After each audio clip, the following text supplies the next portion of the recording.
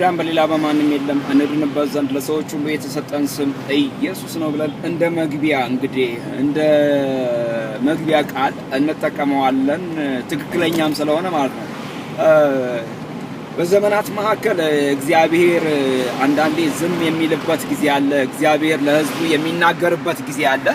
እግዚአብሔር አምላክ ዝም ሲል ወይም ደግሞ እግዚአብሔር አምላክ ሲቆጣ በምድር ላይ አላስፈላጊ ነገሮች ይሆናሉና ለሰው የማይመቹ ነገሮች ይሆናሉ። እግዚአብሔር የሚቆጣው ሰው በእግዚአብሔር ፍቃድ መሄድ ሲተው፣ ሰው እግዚአብሔርን ሲበድል ወይም ደግሞ ሰው ለእግዚአብሔርና ለእግዚአብሔር ፍጥረት ለሆነው መታዘዝ ሲሳነው ወይም ሲያቅት፣ ፍርድ ሲዛባ እግዚአብሔር አምላክ ዝም ይላል እና ይሄንን ብናይ በሚልክያስ ዘመን እግዚአብሔር አምላክ ለ400 ዓመት ዝም ያለበት ጊዜ ነበረ እና እግዚአብሔር ዝም ሲል ቆንጆ አይደለምና በዚህ መካከል ብዙ ጉዳቶች ተስተናግደዋል እና እግዚአብሔር አምላክ ዝም ያለበት ምክንያት እንደበደሉት፣ እንዳልታዘዙት፣ ትእዛዙን እንዳቃለሉት አባትስ ከሆንኩ ክብሬ የታለ መፈራቴስ የታለ ሲል እዛ ጋር ሲናገር ቃሉ ይታያልና ስለዚህ እግዚአብሔር አምላክ ዝም እንዳይለን እኛም ደግሞ